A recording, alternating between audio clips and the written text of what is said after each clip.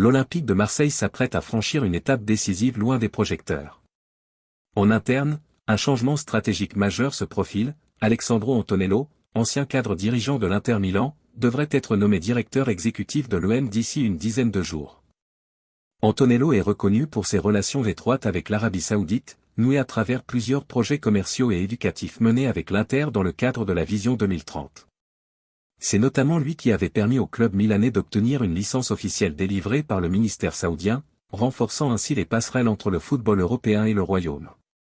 Cette arrivée ne fait qu'alimenter davantage les spéculations autour d'un possible rachat de l'OM par le Public Investment Fund, déjà propriétaire de Newcastle United. Le message envoyé semble limpide, poser les bases d'une future prise de contrôle en installant à un poste clé un dirigeant expérimenté et jugé fiable par les investisseurs saoudiens. Dans le même temps, Mehdi Benassia s'active sur le volet sportif. Le responsable marseillais travaillerait sur plusieurs pistes de joueurs de premier plan afin de construire un effectif capable de rivaliser au plus haut niveau européen et de s'installer durablement en Ligue des Champions. Les montants évoqués en coulisses seraient particulièrement élevés, même si aucun chiffre n'a encore été confirmé officiellement.